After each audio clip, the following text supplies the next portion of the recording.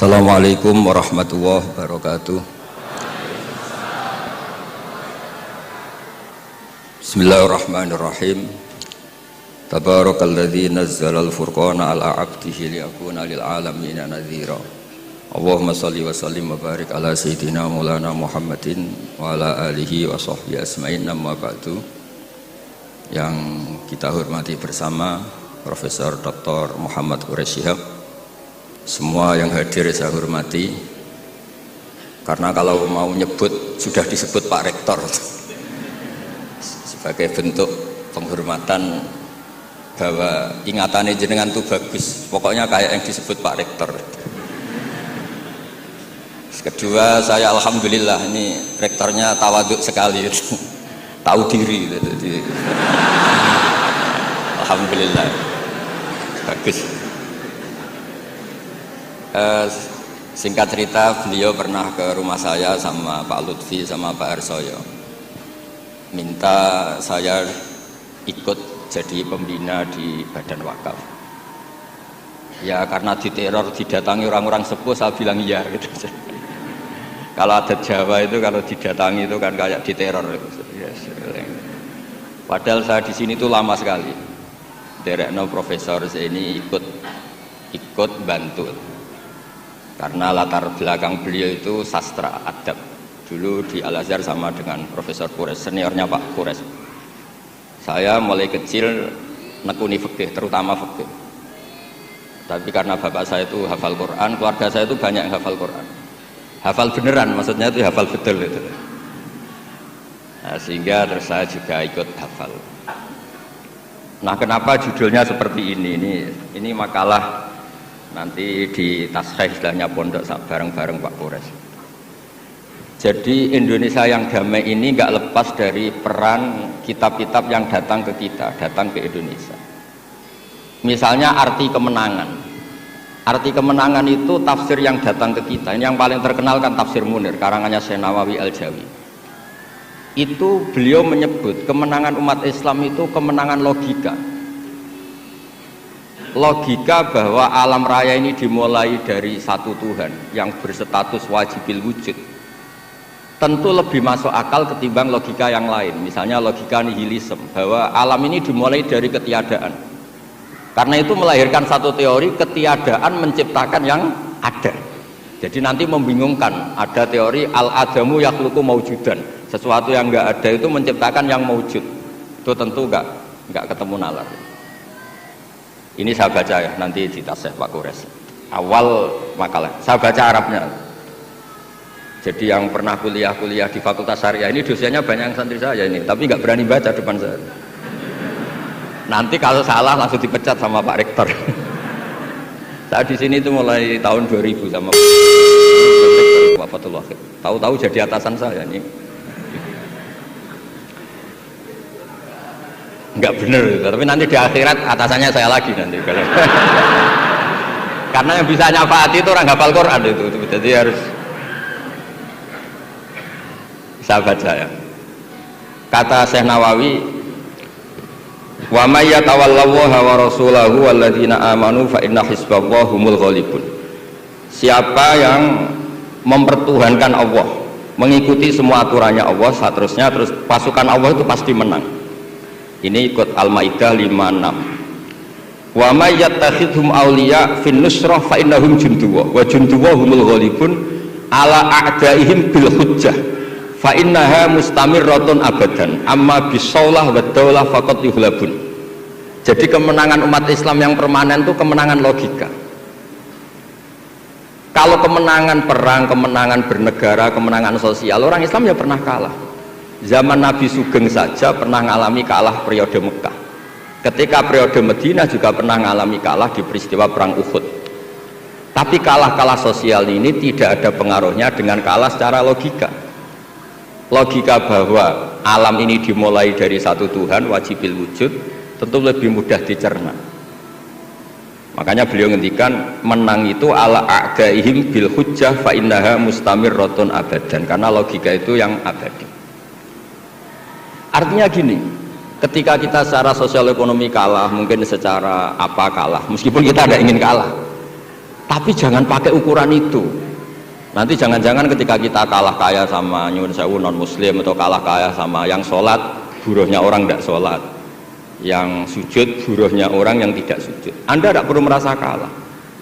Ketika Anda kerja dan tolabul halal, itu yang merintahkan Allah. Jadi Anda tidak pernah buruh di mata Allah, distatuskan tolabul halal, orang yang mencari apa? Halal, dan itu ibadah. Karena Islam hanya mengakui hukumnya Allah. Dulu Sayyidina Ali karramallahu wajhah pernah ajjaro nafsahu li Yahudiyan, juga pernah kerja di orang Yahudi. Tapi nggak merasa hina karena tolabul halal itu perintah Allah. Dulu Nabi pernah nggak punya uang, alhamdulillah ditiru banyak umatnya, kalau nggak punya uang itu banyak alhamdulillah itu. Semoga jangan karena ingin punya uang ingin jadi dosen, berarti nyari jadi guru karena ingin punya uang. Semoga enggak jadi guru karena ingin ngajar. Nggih monggo niki tobat niki gitu. Jadi walhasil terus akhirnya Nabi itu mau beli gandum lah atau makanan.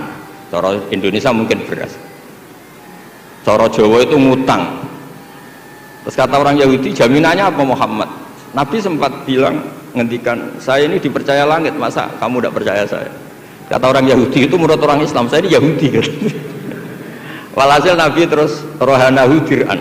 Nabi menggadekan rompi perang sebagai jaminan kalau kapan-kapan tidak kuat bayar. Ya muamalah sama orang Yahudi. Jadi intinya tafsir yang datang ke kita itu banyak cerita. Bahkan cerita fitnah min adzabil qabri itu ceritanya Sayyidah Aisyah itu didatangi dua perempuan Yahudi. Sayyidah Aisyah itu dermawan sekali. Ya memang orang-orang soleh itu jubila auliya wala sakha, orang soleh itu pasti dermawan. Karena sering dikasih, terus si orang Yahudi, perempuan Yahudianya ini mendoakan semoga kamu diselamatkan dari siksa kubur. Sama sih ingat redaksi di kitab Bukhari itu. Walam an'am an usaddiqahuma, kata Sayyidah Aisyah, saya tidak nyaman membenarkan dia karena dua orang ini orang Yahudi. Setelah Nabi datang terus diceritani sama Sayyidah Aisyah, itu benar bahwa nanti memang ada adzabil qabri. Semenjak itu ada isti'adzah min adzabil qabri. Allahumma inni a'udzubika, seterusnya sampai min adzabil qabri wa fitnatil mahya. Dan masih banyak lagi cerita-cerita sosial Nabi yang Nabi tertawa-tawa ketika orang Yahudi bilang nanti pas kiamat itu kan hancur semua Muhammad. Lalu orang-orang sudah mati diletakkan di mana? Pokoknya terus orang Yahudi cerita-cerita, terus Nabi tertawa-tawa, fadhahika hatta badat nawajiduhu tasdiqan lima qalahul habru. Nabi tertawa-tawa, oh iya benar. Semenjak itu ada ilmu bersama bahwa kalau orang Yahudi, orang Nasrani cerita ilmiah itu la tusaddiquhum wa la tukadzibuhum. Kamu jangan ngambil sikap membenarkan, juga jangan ngambil sikap mendustakan. Kamu benarkan jangan-jangan pas yang muharraf, yang tipuan. Kamu dustakan jangan-jangan yang masih orisinil. Makanya secara ilmiah Nabi ngintikan la tusaddiquhum wa la tukadzibuhum. Intinya tidak ngambil sikap ekstremis itu juga ajaran tafsir yang sampai ke kita. Karena kita ini butuhnya menang fil hujjah. Dan Allah sering ngendikan di beberapa ayat, diantaranya tentu qul falillahil hujjatul baligh. Makanya di sini saya itu profesor sering ngaji di sini Pak Kures, tapi entah lupa apa tidak, saya tuh sering ngaji direktorat sama Pak Fathul Wahid. Harusnya sudah jadi kiai karena sering ngaji sama saya. Tapi kalau jadi kiai kan, kata Profesor Zaini itu pernah cerita, kalau jadi kiai itu rezekinya agak jelas, nggak per bulan dapat apa gaji. Makanya Pak Zaini pas ketua ini, sayang Bu Ova nggak hadir karena beliau di Jakarta, putri Pak Zaini sekarang yang jadi rektor di UGM. Itu ada ustadz latihan kiai itu jatuh di Indramayu, pas itu beliau ketua wilayah itu Kemenak di Indramayu. Itu jatuh, santrinya tuh susahnya bukan main, tapi kata kiainya nggak apa-apa, masih kan. Ternyata yang dipegang itu salam tempel itu. Jadi badannya nggak dipikir tapi masih. Karena dulu jadi kiai itu susahnya minta ampun. Makanya profesi ini sudah jarang yang mau itu. Kalau jadi kiai artis banyak yang mau, karena makanya saya jadi kiai di UI itu sering istighfar. Jangan-jangan ini kategori elit sehingga hisabnya besar. Gitu. Makanya saya ini termasuk kiai orisinil. Jadi saya dipaksa jadi kiai di sini, tapi sering nggak mau karena saya ini kiai betul. Jadi kalau fasilitas banyak takut hisab. Kalau kiai nggak betulan fasilitas banyak tambah seneng. Nah, ini bukan nyindir siapa-siapa, ini memang aturan ikhlas begitu, mukhlisina lahuddin, enggak nyindir siapa-siapa, memang aturannya begitu. Saya cerita di keluarga saya yang masih megangi itu. Di pondok itu ajaran pertama itu tauhid, dan itu mesti diajari sifat pertama Allah itu wajibul wujud, wujud kita bakok mukhalafatul hawadis. Dan mereka sering beri contoh. Kenapa tafsir Munir Bismillahirrahmanirrahim? Pertama yang diterangkan oleh tafsir Munir, Senawi Al-Jawi. Kenapa Al-Quran dimulai dari ba? Dan ba dimulai ada titiknya satu. Itu Allah seakan-akan mau maklumatkan bahwa awalu hadil mawujudat adalah nuqtah wahidah. Pertama wujud, kamu gambar apa saja, saya sering cerita ini tak ulang-ulang, kamu gambar apa saja, entah gambar jelek, entah bagus, tetap dimulai dari satu titik. Angka 1 juta sampai 1 miliar 1 triliun tetap dimulai dari angka 1. Sebab itu bak di situ kata Syekh Nawawi adalah bi kana makana wa bi yakunu mayakun. Dengan saya kata Allah yang ada menjadi ada, yang mau ada saya yang mengadakan. Unsur utamanya saya kata Allah. Nuqtatil wujud. Artinya gini, andaikan kita meneladani tafsir-tafsir yang ada di Indonesia, kita ini pasti menguatkan akidah, bukan menang kalah urusan sosial, urusan itu kedua ketiga lah, syukur-syukur menang.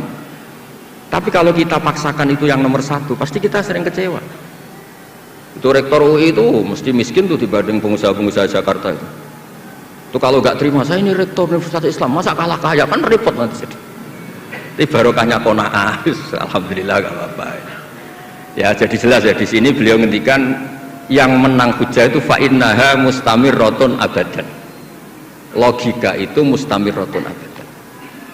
Dalam kitab Fathul Bari sarahnya Shahihul Bukhari dijelaskan kemenangan umat Islam itu iltidza dan aklian. Kita punya akidah yang secara akal itu nyaman. Coba Anda misalnya jadi muslim, Anda mungkin profesor, kayak alim, kayak top, terus ditawari satu teori begini, hadil maujudat kholaqohal adamu misalnya, ini yang alam nyata ini penciptanya adalah ketiadaan, kamu pusing 7 keliling, ini gimana sesuatu yang ada kok penyebabnya ketiadaan. Sebab itu dulu ada sahabat namanya Jubair bin Mut'im, itu tokoh besar di kafir Quraisy. Saking tokohnya dia yang jadi utusan untuk membebaskan Asra Badrin, tawanan Badar. Pas dia nginep di masjid nunggu ketemu Nabi, Nabi pas sholat maghrib baca wattur wa kitabim mastur firroqim mansur, didengerin sama dia sampai pada ayat am khuliqu min ghairi syai'in am humul khaliqun.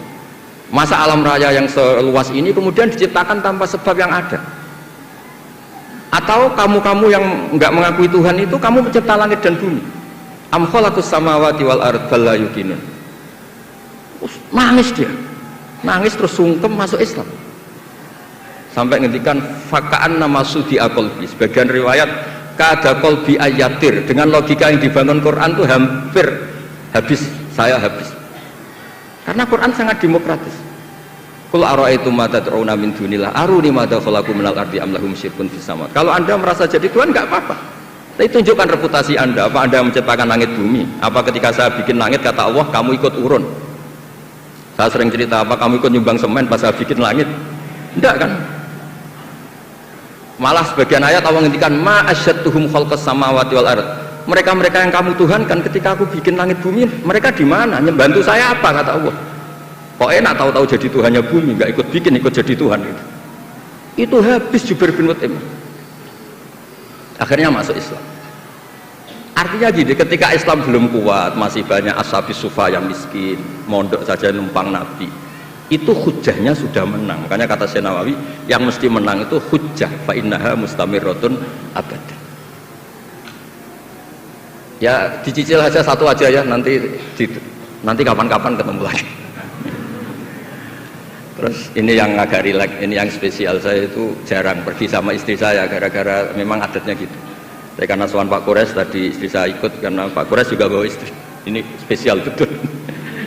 Biasanya saya agak pernah karena adat keluarga saya itu ya begitulah. Ya jadi saya mohon semohon-mohonnya nanti Pak Kores bisa nerangkan panjang gitu. Jadi terus yang kedua ya dua aja lah dua. Ya ayyuhalladzina amanus biru, di sini dijelaskan ala masyaqqatil istidlal fi ma'rifati tauhid wan nubuwah wal ma'ad. Wa ala masyaqqatis istinbatil jawab an syubuhati nahwil falasifah. Wahai orang-orang yang beriman, bersabarlah kamu. Di sini artinya sabar itu apa? Membuat logika yang mudah difahami banyak orang, kemudian orang itu mencintai Allah dan Rasul. Dulu itu ada orang Bedui. Ketika Imam Asy'ari berpendapat Iman yang diterima itu imanul mufakkir, bukan imanul muqallid. Nggak boleh taklid buta dalam iman. Terus ditentang banyak orang. Dulu zaman Nabi banyak orang Bedui imannya diterima. Terus kata Imam Asy'ari, coba kamu jalan-jalan di kampung. Ternyata orang kampung ketika ditanya, bima arafta rabbak, kamu selalu ngurusi ternak, ngurusi sapi, unta, lalu kamu tahu Tuhan kamu dari mana? Jawabnya orang Arabi ini, al-ba'ratu tadullu alal ba'ir wa atharul aqdam yadullu alal masir. Ada kotoran ya ada sapinya. Kalau ada bekas orang lewat ya pasti ada yang lewat. Artinya kalau ada makhluk itu pasti ada atharun min athari qudratillahi ta'ala. Pasti ada bukti yang menciptakan. Itu ulama terus bikin logika. Lah yang saya sering cerita paling populer di kitab saya punya kitab namanya Nailul Ma'mul, karangannya Syekh Mahfud At-Turmusi, itu orang Indonesia juga. Beliau nukil dari cerita Imam Amudi. Saya cerita di mana-mana. Imam Amudi itu gurunya Syekh Izzuddin bin Abdussalam, Sultanul Ulama, itu punya guru namanya Imam Amudi. Itu senangannya ngajar matematika, bukan ngajar tafsir, ngajar matematika. Terus ketika beliau meninggal, muridnya tanya. Tadi Profesor Quraisy juga cerita mimpi. Ini saya cerita mimpinya Imam Amudi. Ma fa'ala bika rabbuk, yang diperlakukan Tuhan kamu itu apa? Ada hanya pengajar matematika. Terus kata Imam Amudi, ternyata ketika Allah ketemu saya mengumpulkan banyak malaikat, disuruh ngajar saya. Saya masih hafal teksnya. Istadilla ala wahdaniyati bi hadrati malaikati. Coba kamu terangkan cara menemukan saya bahwa saya ini satu di depan para malaikat. Kalau malaikat kan sudah tahu karena bawa aras, bawa surga neraka. Terus kata Imam Amudi, beliau ngendikan semuanya adalah, beliau ngendikan angka itu 2, 3 sampai 1 triliun sampai berapapun, nisbatu dzalika ilal wahid nisbatul far'i ilal asli. Angka itu entah 2, entah 4, entah 1 miliar, 1 triliun dibandingkan angka 1 tetap namanya nisbatul far'i ilal asli, tetap semuanya itu tabang dari angka 1. Fasabatal wahid jalla jalaluh, maka yang mesti abadi, yang mesti ada al-wahid jalla jalaluh. Allah senangnya bukan main. Loh ini lo pinter, nggak jadi malaikat sudah ngerti kalau saya ini satu. Nah, itu ya pinternya ulama. Isbiru ala masyaqqatil istidlal fi ma'rifatit tauhid. Nggih, clear ngoten mawon. Monggo niki kula saya bulbel karena saya niki anak buah Pak Wahid. Monggo jenengan.